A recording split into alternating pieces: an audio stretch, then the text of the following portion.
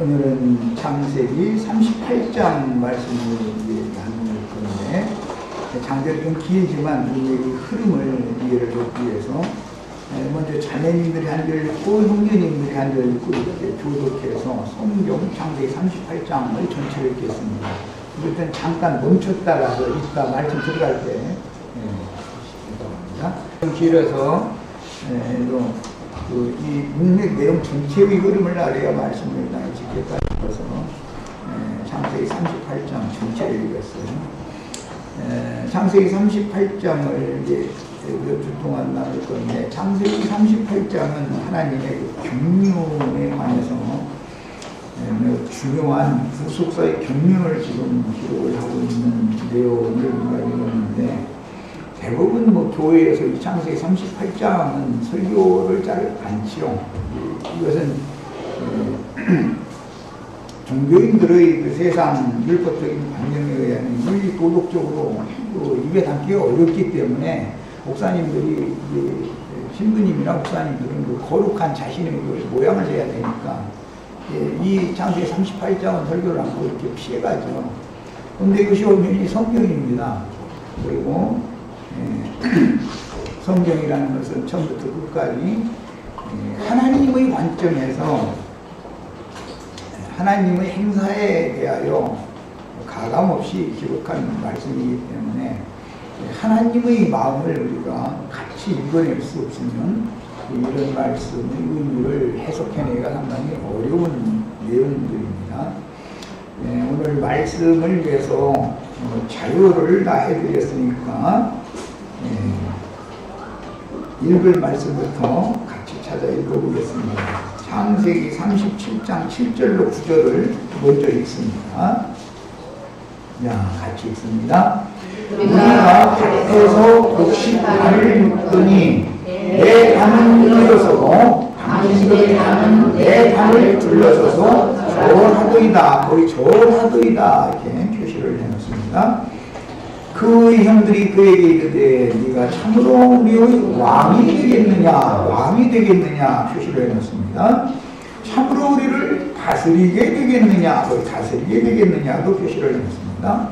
하고 그의 꿈과 그의 말로 말미암아 그를 더욱 미워하더니 요셉이 다시 꿈을 꾸고 그의 형들에게 말하여 이르되 내가 또 꿈을 꾼즉 하와 달과 열한 별이 내게 절하더이다 하니라. 절하더이다.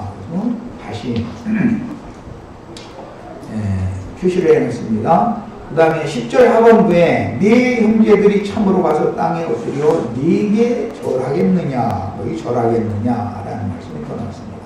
자, 이번에는 창세기 49장 8절로 10절을 소급해서 먼저 읽어보겠습니다.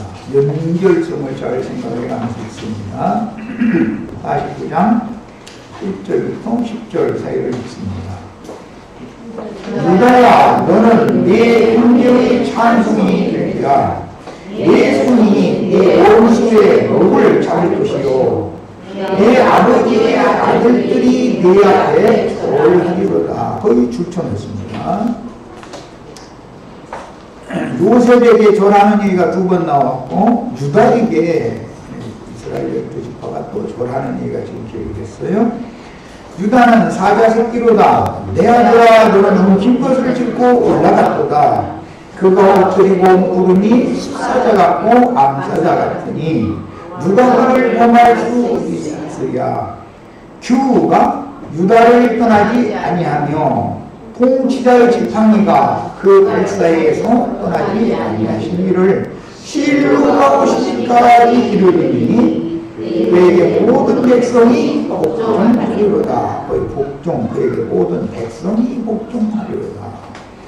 아버지의 아들들이 네 앞에 절하리로다 했고, 그 다음에 모든 백성들이 복종하리로다.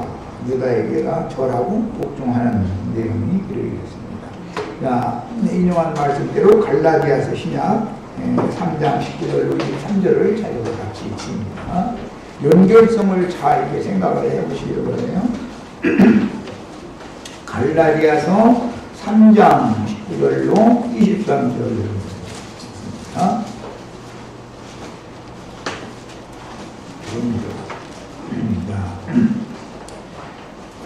그런 율법은 무엇이냐? 범법함으로 더하여진 것이라 천사들을 통하여 한 중보자의 손으로 베푸신 것인데 줄쳐놓습니다.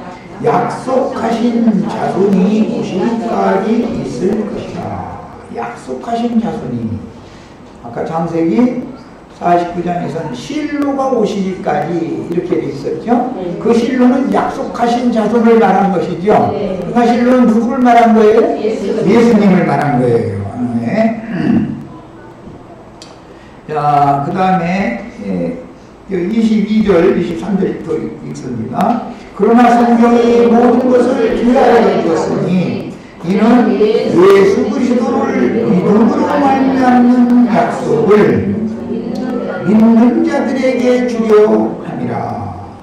약속하신 자손이 오셔도 다 그분을 받아들이는 게 아니고 약속을 믿는 자들에게만 믿어지게 만들어준다. 지금 그 말이죠. 자, 23절 읽습니다. 믿음이 오기 전에 우리는 율법 아래 매임바 되고, 구약의 용어로는 실로가 오시기 전에는 말이에요. 율법 아래 매임바 되고 계시될 믿음의 때까지 갖춰집니다. 자, 약속의 자녀에게는 믿음을 주시는데 계시를 통해서 주신다 그 말이에요. 그러니까 요셉이 두 번 꿈을 꾼 것은 믿음을 통해서 요셉의 것이 되도록 실현시키는 분이 하나님이죠. 꿈을 꾸게 하신 분이니까. 야, 우리도 같은 계시를 같이 보셔야 되겠어요. 그런데 이제 하나님의 경륜에 따라서 실로가 오시기까지는 요셉의 꿈이 먼저 실현되는 게 아니고 유다의 축복이 먼저 실현이 된다 그 말이에요. 그래서 오늘 이제 말씀에 유다가 그 며느리 다말을 통해서 자식을 낳았는데 쌍태를 낳았죠. 먼저 나오려다가 뭐 손만 대놨다가 나중에 홍사를 이렇게 표시를 해놨더니 다시 손을 쭉 들이밀고서는 동생이 먼저 나왔다 이제 이렇게 됐어요. 이게 지금 말하고자 하는 의도가 있다는 걸 알 수가 있겠죠. 육적 장자는 차자가 된다 도리어. 구약시대는 그러나 유다가 육적 장자권을 갖는다는 것을 지금 암시하고자 한다. 자, 리브가의 태중에서도 쌍태가 있었었죠. 오늘 다말의 태에서도 쌍태가 있었어요.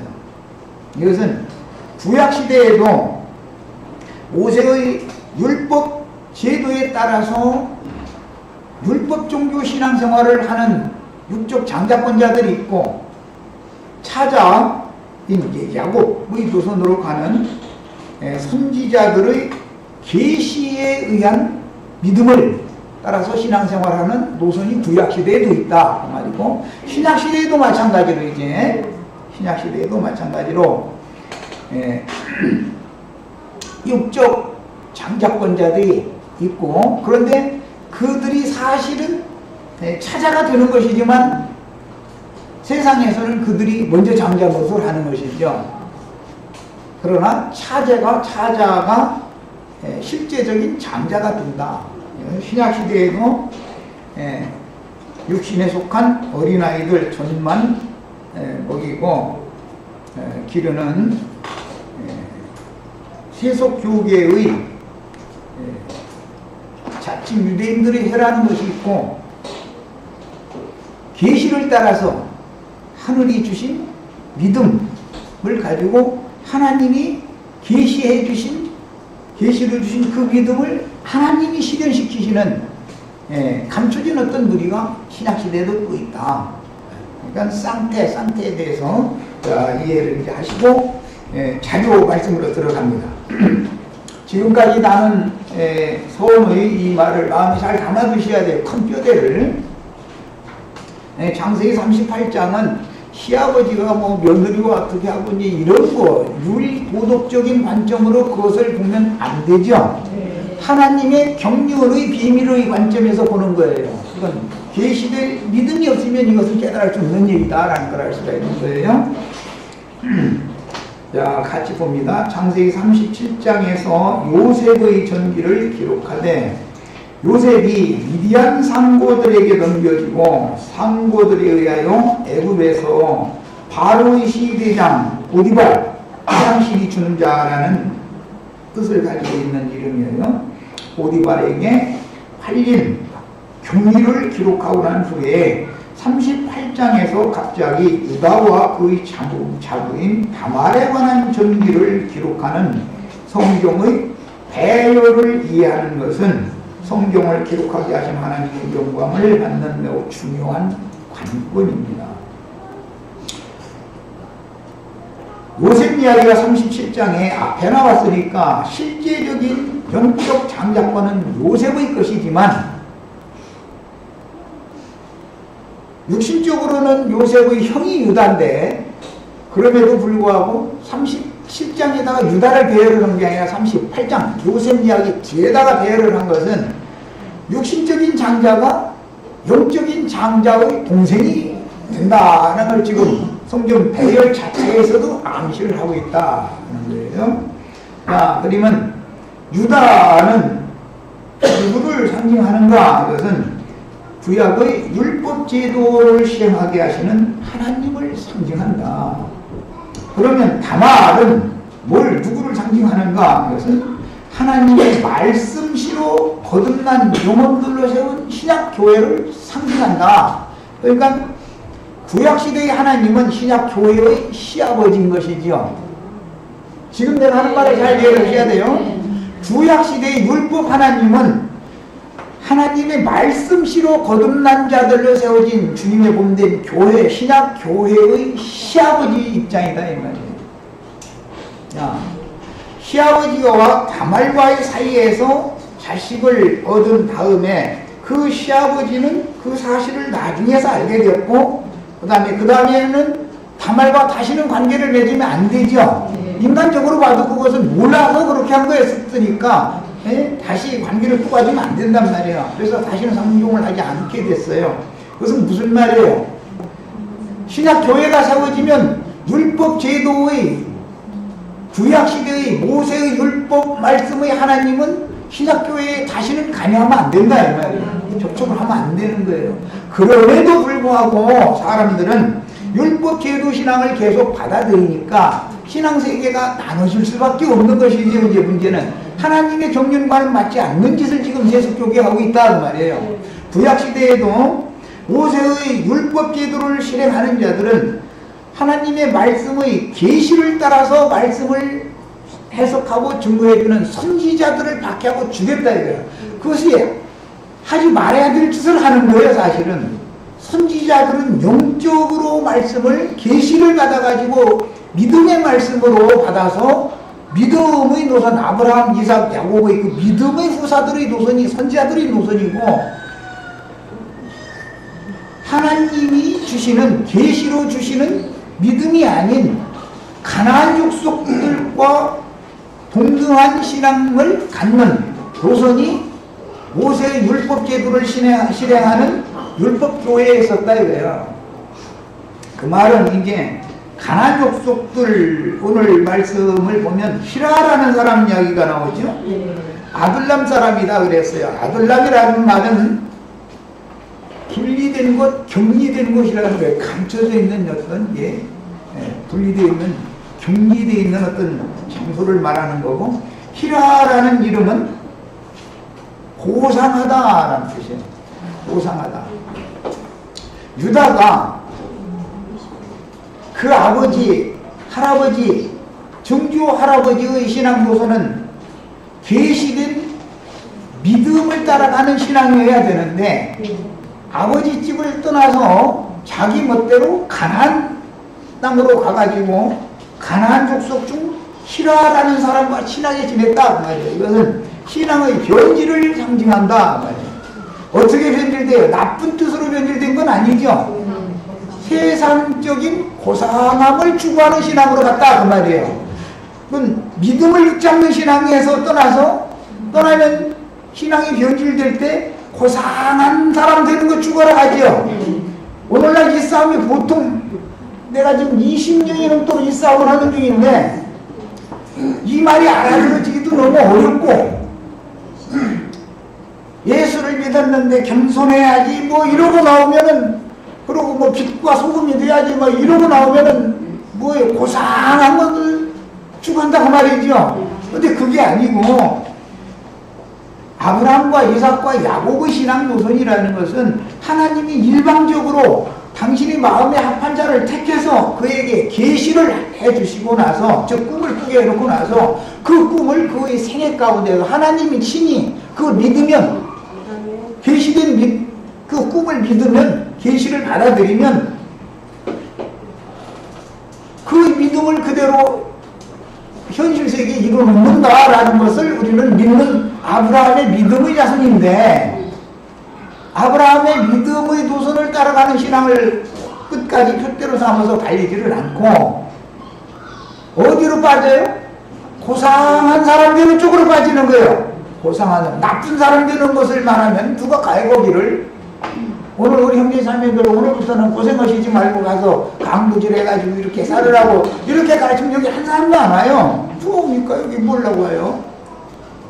고상한 사람들이라고 하니까 사람들이 이렇게, 이제 저쪽 동네는 여러분 다 예수를 믿으면 고상한 사람 되는 것이 예수 믿는 것이다 이렇게 가르치면 사람들이 몇 별치들 모인다 이거죠. 왜 그러느냐? 선악을 아는 지식이 그 속에 있기 때문에 그런 것이다. 그것이 하나님을 향하는 거라고, 하나님을 추구하는 거라고 다 자동적으로 그렇게 믿는 거예요. 그런데 그 믿음이 귀신의 믿음이다 이거예요. 다른 믿음이다 이게 성경이 말하는 계시로 주시는 믿음이 아니다 이거예요. 믿음 싸움을 하는 거예요. 똑같이 다 믿는다고 그러지 우리는 안 믿는다고 하지는 않아요. 그런데 사실은 그것은 사람 스스로에게서 나오는 믿음이지 하늘이 계시로 부어주시는 믿음이 아니기 때문에 지금 믿음이 서로 다르다 그 말이에요. 야, 그리고 나서는 유다가 그 부모님의 허락을 받지 않고 지멋대로 수아라 하는 자의 딸을 보고 그를 좋아해가지고 아내로 삼았죠. 이 수아라는 이름은 부귀영화 그런 말이에요. 그런 뜻이에요. 자, 세속 종교인들이, 가난한 사람들이 추구하는 신앙은 고상한 사람 되고 세상에서 부귀영화 누리는 사람 되는 것이 그들의 신앙의 목표예요. 두 가지예요. 하나는 고상한 것을 추구하는 거예요. 고상한 사람 되는 거예요. 세상에서. 그것이 경건의 모양을 자꾸 갖추죠. 외식이지요, 그게. 그런데 속으로는 세상 부귀영화를 추구한다 그 말이에요. 그러니까 수아라는 사람의 딸, 그 히라라는 친구 따라서 고상한 거 추구하는 신앙 따라서 가나안 땅, 그 아둘람이라는 곳에 가가지고 누구를 만나느냐면 부귀영화를 부리는 사람의 딸을 아내로 맡게 됐다 이거예요. 어떤 남자가 어떤 여자에게 장가드는 것은 전도자가 전도를 해서 영혼들을 얻어서 보혜를 세우는 것을 상징하는 거예요. 야, 그러니까 수아라는 사람의 딸 유다의 아내는 죽어야 돼요. 같이 계속 이 아내가 낳은 자식을 통해서 장자권이 승리가 돼야 돼요. 그러니까 이 수아라는 자의 딸이 아들 셋 낳더니 죽어버리죠.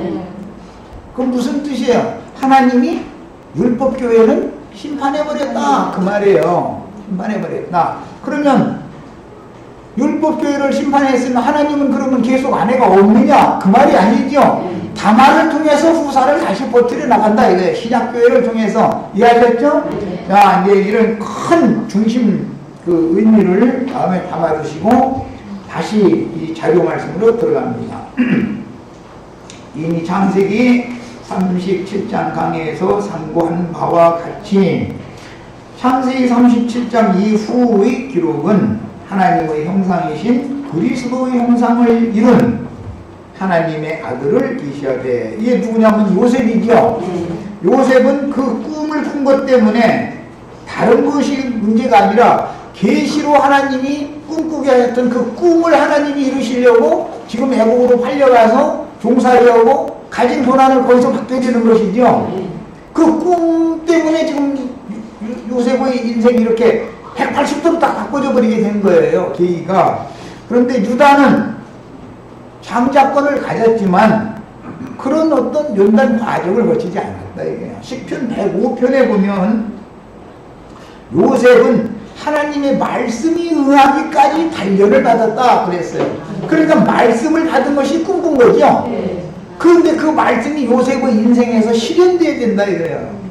꿈이 자기의 것으로 믿어졌으면, 계시를 받았을 때 계시될 믿음이 자기에게 왔으면, 그러면 그게 뭐죠? 실로가 오신 것이죠. 믿음이 온 것이 약속의 씨가 온 거잖아요. 약속의 자손이 온 거잖아요. 야, 그랬으면 그 자기에게 오신, 자기에게로 부어주신 약속의 약속의 자손이, 약속의 씨가 그 사람을 약속대로 인생사에서 실현시키는 것이 아브라함, 이삭, 야곱의 믿음의 계보인 것이고, 이것은 완전히 신앙생활을 뭘 한다? 계시를 따라서 한다. 우리는 교회 생활을 뭘 따라서 한다? 계시를 따라서 하는 거예요. 많은 사람이 그걸로 몰려가니까 거기에는 뭐 유명한 신학 박사들도 많고 수만 명이 모이고 뭐 이런 것 때문에 가는 게 아니에요. 거기에 가면은 고상한 걸 추구하고 거기에 가면 부귀영화로 우리는 축복을 받는다. 그것 때문에 우리가 신앙생활을 하는 것이 아니에요. 우리는 아브라함과 이삭과 야곱은 하나님이 일방적으로 많은 사람들 중에서 아브라함이라는 사람을, 이삭이라는 사람을, 야곱이라는 사람을 택해서 그에게 일방적으로 계시를 하는 거예요. 그리고 나서 그것이 믿어지게 만들고, 그가 믿었으면 그의 믿음을 인생사에서 실현해 놓는 것이 우리가 지금 추구하는 아브라함의 자손의 신앙이다 이 말이에요. 믿음의 계보다 이 말이에요. 믿음의 계보. 그러니까 신앙이라고 하는 것을 잘 구분을 하셔야 돼요. 왜 예수님과 사도들이 유대교인들한테, 그들은 전부 위선자들이잖아요. 그들이 고상한 거 추구하는 사람들이고 속으로는 다 바리새인들이 돈을 살아가는 자들이었었죠. 세상 부귀영화를 추구하는 거예요. 그들의 신앙의 목표가 그거예요. 그런데 주님께서 오셔서 가르치는 바는, 내 아버지는 그런 신앙 노선을 사랑하시지 않는다 이렇게 말씀을 했기 때문에 그들의 신앙관 자체가 잘못됐다라는 것을 예수님이 지적을 하니까 예수를 박해하고 죽인 거예요.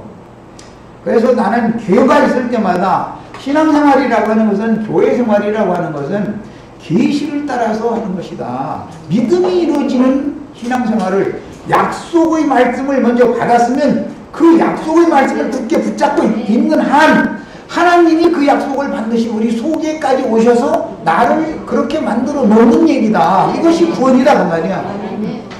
내가 뭐 고상한 사람이 되려고 오늘부터는 선한 사람 되고 누가 기분 나쁜 얘기해도 슬슬 이렇게 웃기만 하고 이런 사람이 되는 걸 추구하는 게 아니다 이거예요. 그거는 위선이다 이거예요. 설사 나에게 누가 나쁜 말을 했어도 그냥 웃는 낯으로 대하면 세상에서 볼 때는 너무 좋은 사람이에요. 법서도 살 사람이고. 그러나 하나님이 오실 때는 그것은 위선이다 그래요. 그것이 구원이 아니다 이거예요. 우리는 뭘 추구하는 거예요? 나는 그런 사람 되기를 원하지만 내가 그렇게 될 수 없다라는 것부터 시작하는 것이죠. 내가 아무리 노력해도 그게 안 되죠. 오늘은 한 번 웃었어도 그것도 어느 정도니까 웃어주지, 상대방이 지나치게 나오면 내가 참다 사람 내가 좋게 하니까 말이야 대해주면 당신 나를 막 보는 거야? 이렇게 나오게 돼 있다 이거예요. 그렇게 안 하면 그것은 처음부터 신이지 인간이 아니죠. 구원 받을 필요도 없는 사람이 사실은 기독교인들이 추구하는 바는. 이해하셨죠? 네. 그래서 히라를 친구로 삼으면 안 되겠다. 우리 친구는 예수님이어야 된다. 예수님은 자기 제자들을 너희를 내 친구라 한다 그러잖아요. 예수님의 친구가 돼야지 히라라는 사람, 고상한 사람 친구가 되면 안 되겠어요. 예수님은 고상한 분이 아니에요. 사람들 만나서 뱀들아 독사의 새끼들하고 막 우리는 감히 상상도보다 막 무시무시한 욕을 막 퍼부숴버리고 이 독사의 새끼들 하면 어떻게 그러니까 지옥의 판결을 피할 수 있겠느냐 막 이러고 막 저주를 막 퍼부숴버리고 그런 분이지 고상한 분이 아니에요.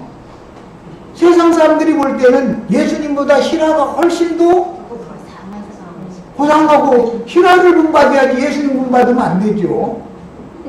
그런데 이것이 어떤 정점까지는 다 같이 오는 것 같은데 요 부분 강을 건너가시키려고 하면은 죽어서만 그 강은 안 건너간다고. 그러니까 나는 믿음의 신앙을 끝까지 지키지는 않겠다고 그러는 거예요. 그리고 여기까지 왔다 가서는 세상은 다시 보는 저 광야 되돌아가 버리려고 한다 자꾸. 세상에서 볼 때 고상한 거, 그 다음에 예수 믿었으니까 축복받아서 부귀영 말을 드리는 거, 자꾸 이렇게 자꾸 되돌아가려고 한다 이거야. 이 사람들 보고 우리는 그러지 말고 제발 우리가 같이 여호수아와 같이 그냥 강 건너가보자. 두 번째 강까지 건너가면 야 가나안 땅 전쟁하는 거 두려워하지 말라. 전쟁은 여호와께서 한 것이지 사람이 하는 거 아니지 않냐. 그냥 믿어라. 그러면 그냥 믿기만 하라 그러면은 아무 무슨 능력이 없는 중이 하는 말이다 이거는. 뭔가를 내가 그냥 뭐 하나님을 위해서 막 그냥 해야만 될 것 같은데 그냥 믿기만 하라 그러면 아무 능력이 없는 종이 지금 와서 말하고 있다고 느낀다 이거예요. 이것은 왜 그러는 거예요?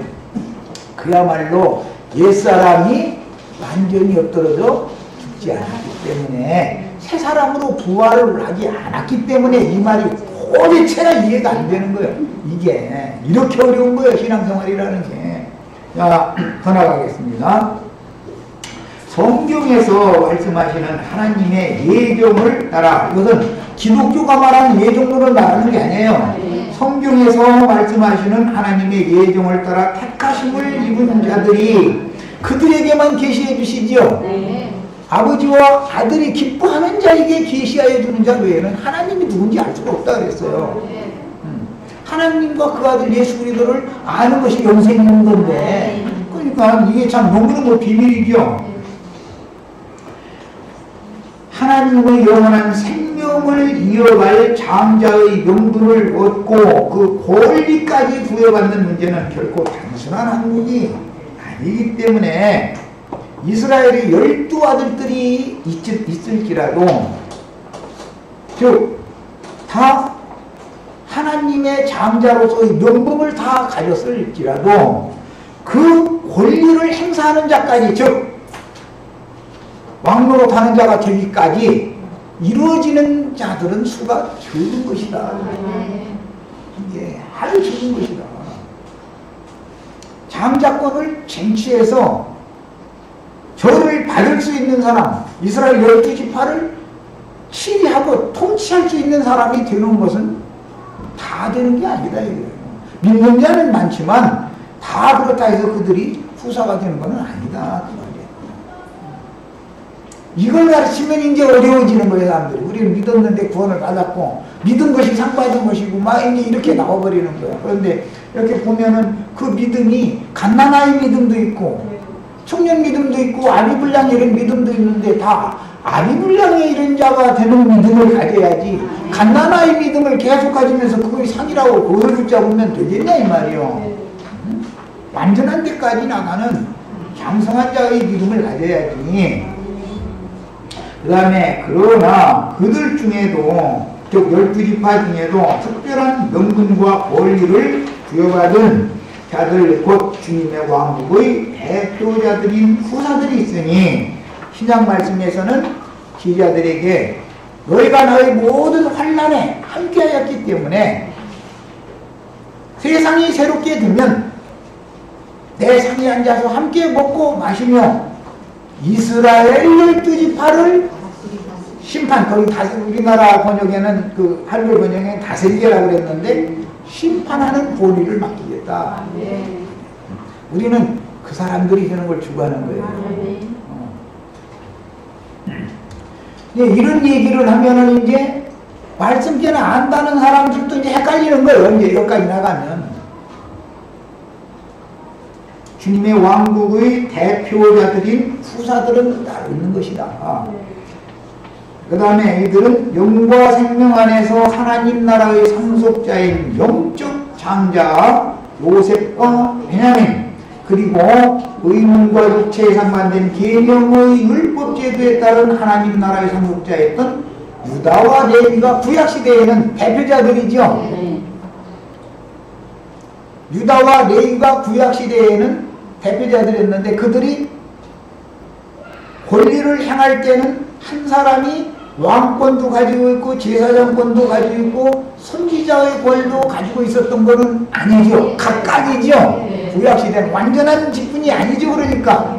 그러나 요셉의 직분과 베냐민의 직분은 왕권, 제사장권, 선지자의 권을 한꺼번에 기름 부음을 받으면 세 가지 삼권이라고 흔히 기독교계가 삼권 그러는데 세 가지 권을 한꺼번에 다 받아버린다. 이것이 완전한 거다 그 말이요.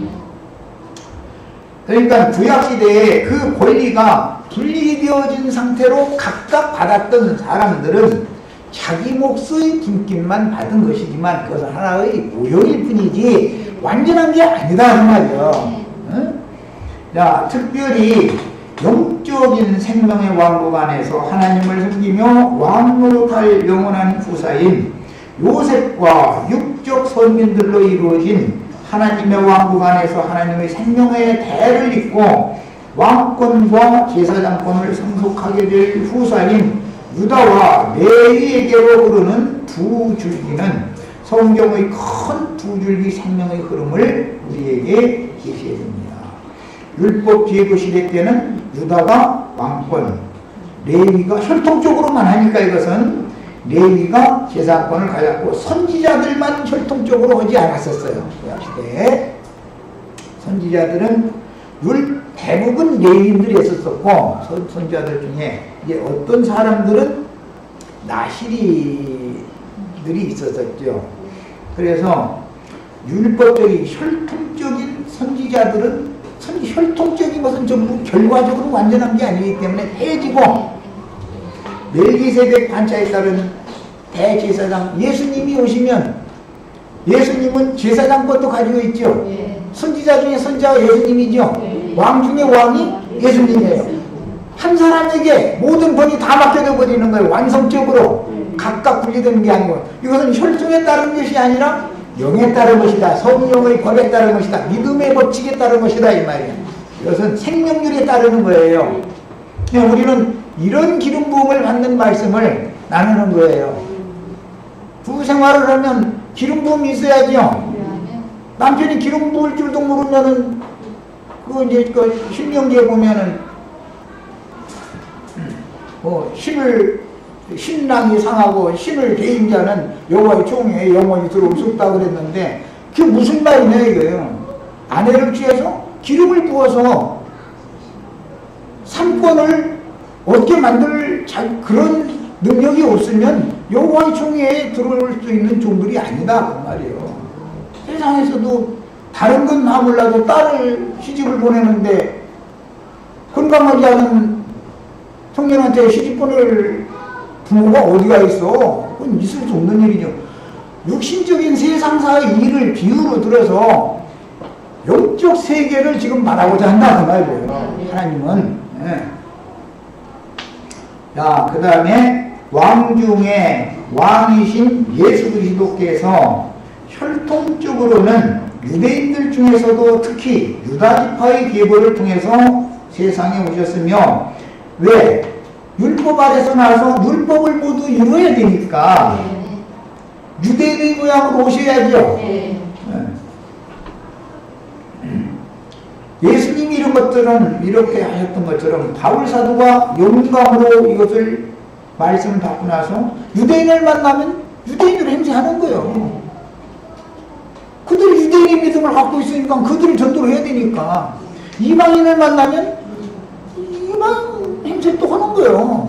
그럼 하나님은 유대인, 이방인 혈통적으로 가리는 게 아니다 이제 이 말이죠. 신약에 와서는 그 믿음을 본다 이거예요. 믿음이 육신에 속한 믿음이냐 세상 사람들이 생각하는 고상한 거 추구하고 부귀영화 누리는 것을 추구하는 그런 율법 종교인이냐 믿음을 계시될 믿음을 받아가지고 그 믿음을 붙잡고 있음으로 인해서 하나님께서 그 믿음을 이루어 놓으시는 그런 믿음을 가진 사람이냐를 지금 구분을 한다 이 말이야.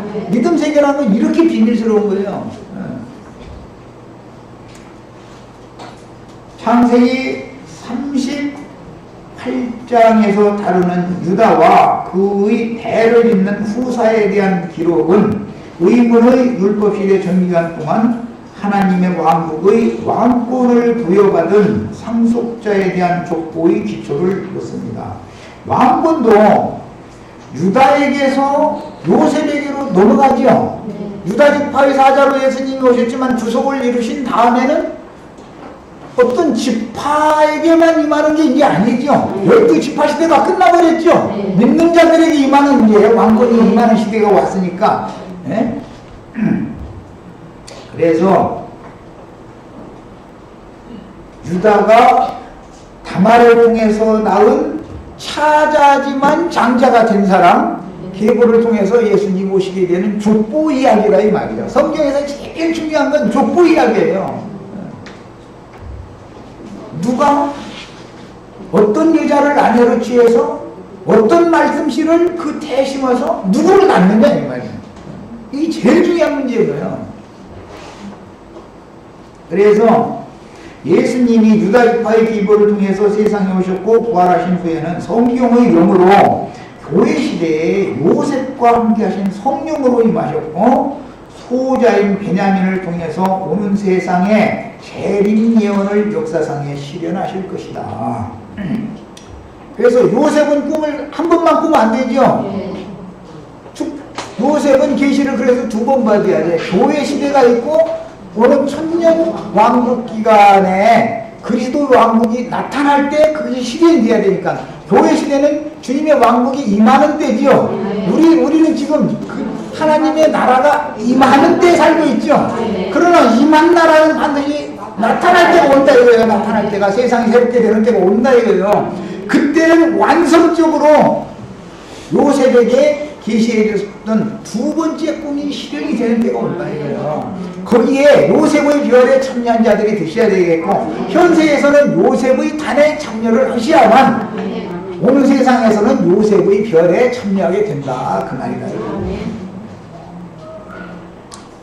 이 계시가 다 확실하게 이미 딱 쳐주셔야 되겠어요. 오늘 뭐 거기까지는 안 나갔지만 유다의 도장권 도장과 도장권 달라 해가지고 그거 담보물로 이렇게 받아놨다. 담보물 딱 가지고 있으면 보증물이 있는 내가 그것을 가지고 있는 한은 본물을 받을 수 있죠. 나 담보물 보증품 가지고 있다가서 에이 그래도 고상한 사람들 그쪽으로 가버리면은 도장 찍히지 않았기 때문에 그런 거예요. 도장끈이 끊어져 버린 거예요. 말하자면 하나님이 성령의 그 인침이 소멸돼 버린 거예요. 성령을 소멸할 수가 있는 것이죠. 믿음을 잘 시작했다가도. 그러면 본물이신 그리스도가 흔히 말하는 재림, 말씀을 응하게 하기 위하여 재림을 하실 때 보면 너 보증물 무엇 갖고 있어 그랬는데 나 엊그제까지 잘 가지고 있었는데 아이 그거 가지고 있어봐도 소용이 없길래 그냥 못다 뒀는데 못 찾겠어 이러버리면 소용이 없다고 말이요.